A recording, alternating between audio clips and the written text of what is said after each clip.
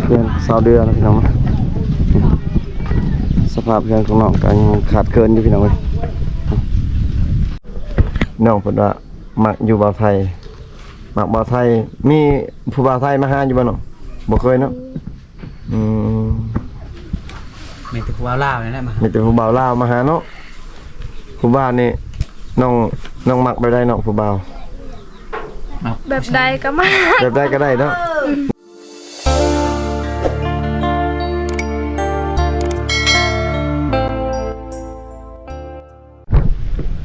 สบายดี FC ฝั่งลาวฝั่งไทยเนาะพี่น้องเนาะยินดีต้อนรับ FC เข้าสู่ช่องบ่าวผู้ไทยบ้านนาชาแนลเนี่ยเด้อพี่น้องมื้อนี้บ่าวผู้ไทยสิพา FC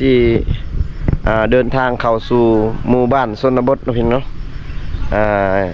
ตอนนี้บ่าวผู้ไทยอยู่ที่บ้านลาดห่อเนาะพี่น้องลาดห่อเมืองเซโปนพี่น้องเอ้ยเนาะเดี๋ยวบ่าวผู้ไทยสิเดินทางเข้าไปกับทีมงานเข้าอยู่ในหมู่บ้านลึกลับนะพี่น้องเนาะเป็นจังได๋ก็ไปติดตามมาชมกันพี่น้องเส้นทางก็ยากพี่น้องเอ้ยเป็นหมู่บ้านที่ลึกลับนะพี่น้องเนาะเดินทางเข้าไปกันหลายกิโลพี่น้องเอ้ยเส้นทางยากพี่น้องวันนี้แม่นสะบาดกันนะโว้ไปซ้ายนี่นะ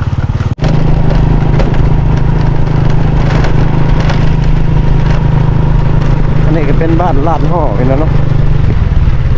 เป็นบ้านลาดห่อ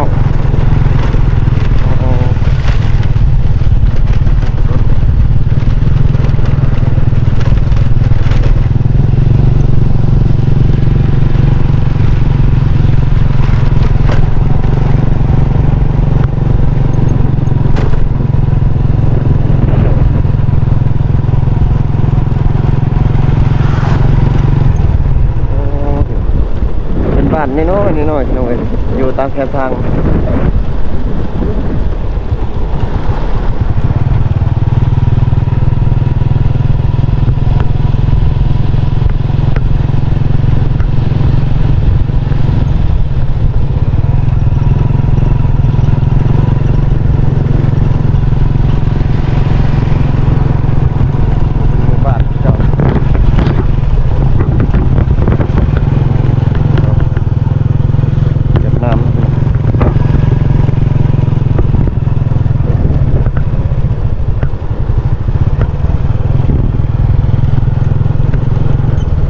เป็นหมู่บ้านลาดห่อพี่น้องเอ้ยโอ้วิวโคตรงามเลยพี่น้องเอ้ยอยู่ตามแคมป์ฟูพี่น้อง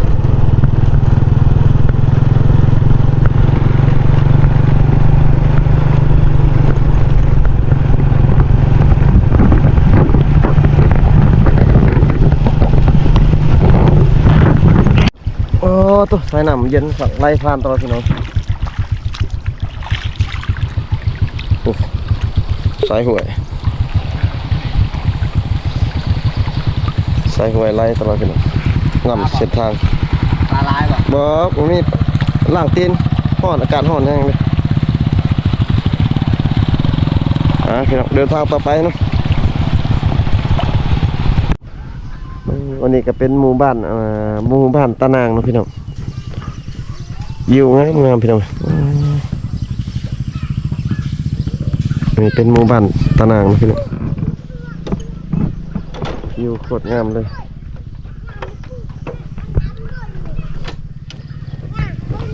อยู่ตาม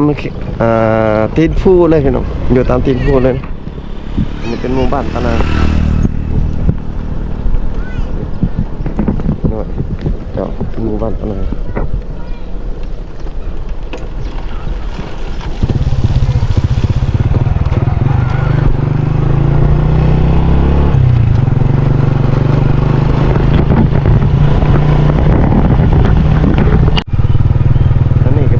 บ้านต่อเรือพี่น้องหมู่บ้านน้อยๆพี่น้องบ่าวไทยก็เดินทางเข้ามาลึกเลยพี่น้องเนาะไกลทาง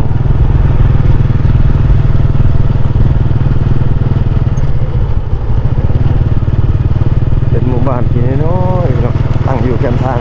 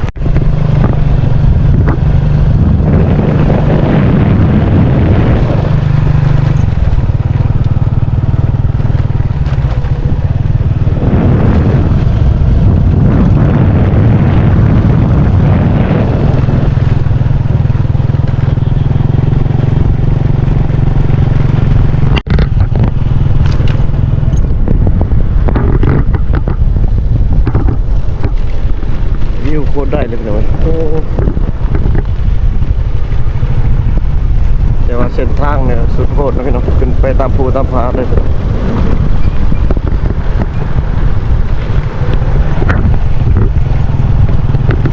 อยู่เทิงภูแม่งพระเจ้าสิเฮ็ดให้นะพี่น้องเจ้าเฮ็ดให้นะ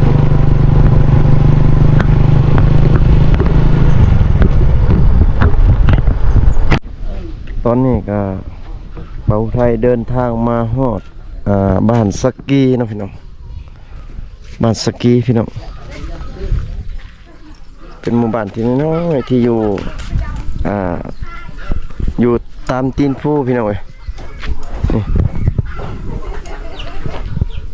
เป็นเรือนครับเป็นหลังน้อยๆนะพี่น้อง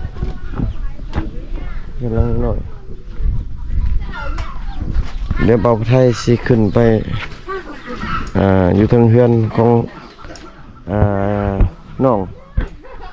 งยังบ่ฮู้เนาะพี่น้องเบาไทยก็ลืมเลยพี่น้องเอ้ยเนาะเพราะว่าทีมงานเป็นขึ้นอยู่เทิงเรือนของน้องแล้วพี่น้อง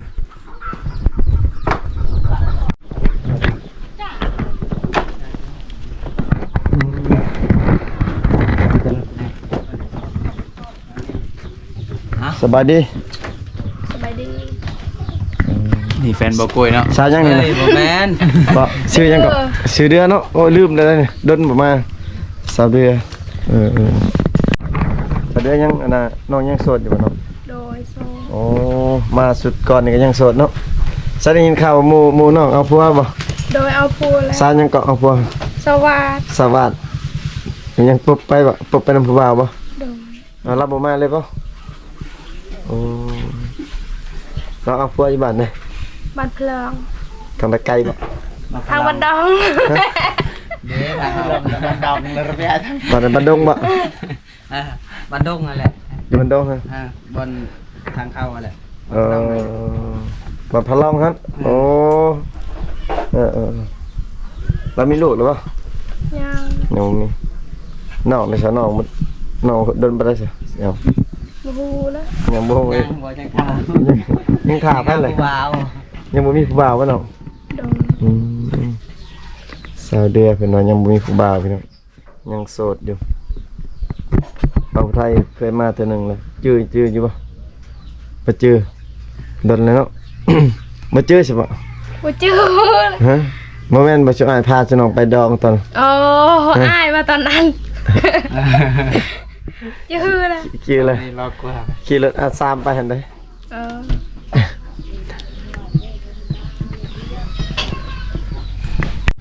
เหลือหน่อยจะคน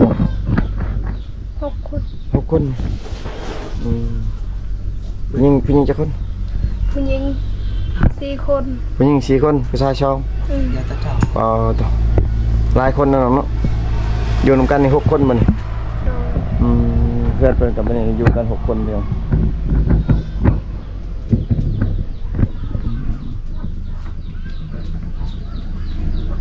พ่อแม่น้องไปใช่พ่อน้องไปใช่ อ๋อบ่มี พอเสียแล้ว นี่บักเตา พอเสียยังแต่แม่ หามาสกิน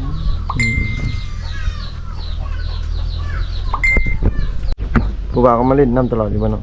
บ่มีวาง มันแบบเฮ็ดชุนพาวยังชุนน้องชุนพาวยัง ซึ่งพอเราทั้ง ชุนพาวบลูบ่โดนบลู บลู ผู้บ่าวขึ้นเดียวอยู่เพื่อนได้บ่บ่ได้ บ่ได้ ขึ้นเดียวอยู่เพื่อนบ่ได้เนาะ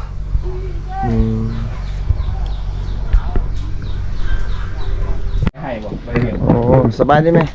ให้แล้ว โอ้เป็นแม่บ่แม่ชาวเดือบ่ มาชาเดือ โอ้เฮ็ดยังเนี่ยเฮ็ดกินบ่ อืมอยู่เพื่อนมื้อนี่ อยู่เฮือ บ่ได้ออกให้ออกสวนบ่ ออกเลยมา มาแล้วโอ้เฮ็ดแต่เช้าเนาะอาการร้อนเนาะเฮ็ดให้คือกันเนาะ ดีดีดีนะ กดเบิดแล้วบ่มัน กดแล้ว เบิดแล้วยังบ่ได้กินข้าวเช้าบ่ได้กินข้าวเที่ยงเลยกินแล้วบ่ข้าวตอนช่วย กดรอกกดตะดังเดือ ยังบ่ฮู้เนาะฮู้บ่หลายเนาะเบี้ยๆเนาะเอาขอบใจได้ไหมเด้อก ดใจ เด้อฮักไม่หยอกมาทานไม่เท่าก่อนนี่มา แม่เฒ่าผู้จับภาษาลาว ไม่ทำหูจับซาลาวมาทำลูกสาวอีก กินข้าวสวยหรือเปล่าเนาะ โดยกิน กินแล้ว เธอก็มีบ่ น้องเอาให้อยี่บ่มกิน ให้รอ บ่ได้ออกน้องเอาให้อยี่บ่ สำคัญนั่นแหละ ออกสวนบ่มกิน ผมกีฬาสำคัญ มาแต่สวนแล้ว มาแต่สวนแล้ว โดย ปูนทางสาวไทย พี่น้องสาวเดือเป็นงามพี่น้องยิ้มงามในสาวเดือนเลยแล้วยิ้มงามเลยพี่น้อง เข้าเลยบ่กินยังได้ยังกิน นั่งเนี่ยโรย ด้วยโอ้ โดยครวงก้าวเนี่ย คนว่ากิน แต่แล้ว คนว่ากินไตรเนาะไตรกินไก่ปะไก่ ไก่ปลาได้ ไก่ด้วยบ่ ได้มาที่ใช่ปะโอ้ คือตารถ เมื่อยตา คือตารถแปดพวง โว้ เฮ็ดแห้ว เก่งเดียวว่ะ โอ้ถึกใช่เนาะเจ้าบ่เฮ็ด นั่งที่เจอตะไว้ในชวน เก่งหลายเนาะเพิ่นว่าถึกรถเนาะ ถึกแห้วถึกแห้วสาวเดือเพิ่น แนวเนาะ ต้องใส่อยู่ผู้เพิ่นบ่เนาะ ไทย เดี๋ยวเก่งหลายเนาะเดียวนี่เนาะ ไทยสุพรรณ เก่งกันลีไปเนาะใส่เห็ดแหวถึกไก่ปลาเนาะ ได้ไก่ปลา ส้มเนาะนี่เก่งกันลีนี่ว่าตรง ครอบครัวของน้องเดือก็ยัง ๆคุยมา ยังทุกอย่างอยู่น้องเนาะยังขาดเคินอยู่น้องเนาะเคินซ่านขาดเคินหลายพี่น้องเอ้ยเบิ่งเสาเฮือนก็น้อยๆพี่น้องเสาเล็กเอาได้อพี่น้องเอ้ยโอ้อยู่ทางเฮือนครัวเพิ่นก็ขาดเบิดเท่านั้นเนาะสังกะสีก็ห่วมพี่น้องอยู่กัน6คนพี่น้องเอ้ยก็ครอบครัวยังขาดเคินอยู่พี่น้อง นี่เนาะเวลา ชาเดียว มาดินซาเดือคืนบ่กล้าขึ้นเทือนกันอย่างนี้แล้ว น้องออกมาแต่ส่วนนี้น้องบ่ได้ออกนึงบ่บ่ได้ออกนึง ตอนแรงก็ออก ตอนแรกออกอีกไกลป่ะเนาะ บกาย บ่ไกลเนาะเอากลับมานี่มันฮ้อนบ่มันฮ้อนแล้วกลับมาก่อนฉันน้องบ่ได้ถือข้าวไปกินอยู่สวนกลับมากินข้าวอยู่พี่สาวเดือสาวเจ้าก็ยังบ่ ยัง เรายังบ่ได้เอาผัวบ่สาวเจ้า ยังบ่ได้เอาฟูสัก ดอกบาน ไปบันดุง แต่มันดงอืม กันนานป่ะอันเพิ่นเริ่ ค ม มคาม จะเป็นเรื่องอะไรกันป่ะ จางกรอกได้ใจ สาวเจ้า แล้วก็โชคชาวเถอะ สาวเจ้าก็บ่ได้อยู่เนาะสาวเจ้าบ่ได้อยู่แต่ว่าอยู่บ้านนอกนี่สาวหลายบ่เนาะบ่มีแต่น้องเนาะอยู่นี่ สาวโสดสาวสวยประจำหมู่บ้าน สาวสวยแสดงว่าสาวงามในหมู่บ้านในหนองเนาะ มีแต่ผู้เดียวน้องโอ้พี่น้อยถ้ามีผู้มักก็น้องกับสิเอาอยู่บ่พี่น้องเอาผัว เอา เนาะ เพราะว่าอยู่ไปก็บ่มีผู้มาช่วยเนาะ ได้อยู่บ่รอดอยู่บ่ แบบช่วยสามคนนี่ได้อยู่ติ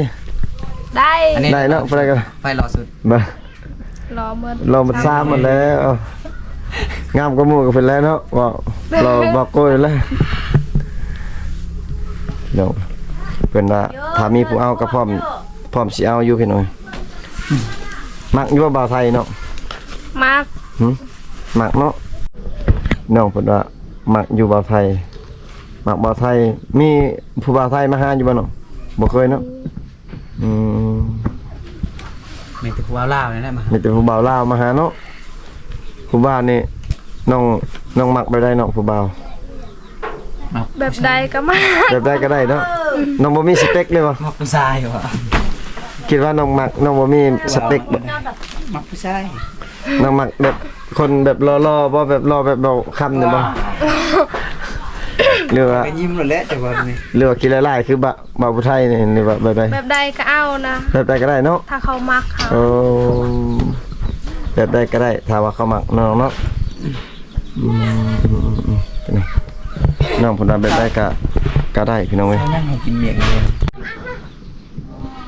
หมอขาด แต่ละมื้อน้องออกสวนตลอดมื้อน้อง โดย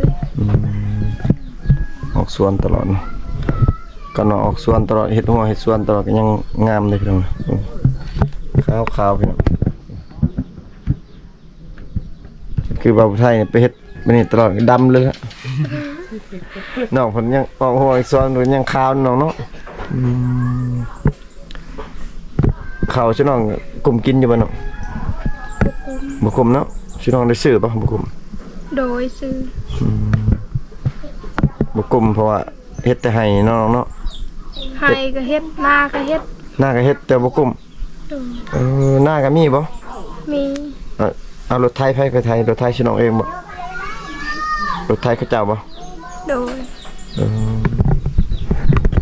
ลายบ่น่าพี่น้องเนาะ บ่ได้ล้าง บ่ลายเนาะสาวเดือพี่น้องสาวงามในหมู่บ้านพี่น้องน้องเพิ่นว่าน้องถามทีมงานไปกินข้าวนี่ถามมาบ่ไทยนี่บ่ไทยบ่หยอกซื่อๆกินแล้ว กินมาแต่บ้านเท่าไหร่พี่น้องสาวเดือก ล้องไม่เด้อ เขาอันน้องเป็นลูกกกบ่ บ่ ไผอ้ายมีอ้ายบ่ โดย อ้ายเป็นกกเขาจับไปใช้บัดเขาออกเฮือนต่างเบิดแล้วบ่ บ่ยังทันเอาผู้ยังทันเอาเมีย ยังบ่ทันเอาเมียซ้ำยังบ่มีไผเอาผัวเอาเมียบ่ อ๋อเนาะอยู่นำกันเบิดเลยเนาะ โดย พี่น้องครอบครัวสาวเดือก็เป็นนี่แหละพี่น้องเรียนซาน จริงได้ฝนตกคืนนี้นะเปียกบ่ เปียก ดูหัวอยู่นี่นะหัวนี่เปียกมาเนาะ นอนวันใดฝนตกคืนนี้นะอยู่พุ่น แต่วันนี้ชาวเจ้าก็นอนนี่เต็มเฮือนนี่ชาวคำก็นี่ สะเจ้า เปียกเลยเนาะ สะเจ้านะ เอาละมาพี่ ก็นอนนี่ เรามานอนนี่บ่แต่ละมื้อใช่ว่าเปียกได้จริงได้เบิ่งเนาะ เบิ่งพี่น้องหัวอยู่พี่น้องเขาโอ้ยเปียกเนาะ นี่แหละ เนาะ กว่าสิมีครบนี่บ่เป็นง่ายๆเนาะ แม่น ได้เทื่อละน้อยก็ใส่ไปเทื่อละน้อยนี่แหละเห็น ๆ ก็สิเลย พี่น้องครอบครัวของน้องก็ยังยาก ให้ จน บ่าวผู้ไทยแล้วมาซอย ให้ FC ผู้ใจบุญหรือว่าผู้คิดอยากสวยน้องบ่แลสวยน้องเนาะทีมงานก็ยังบ่มีเด้ ถามถึงเลขก่อน แม่น ประมาณ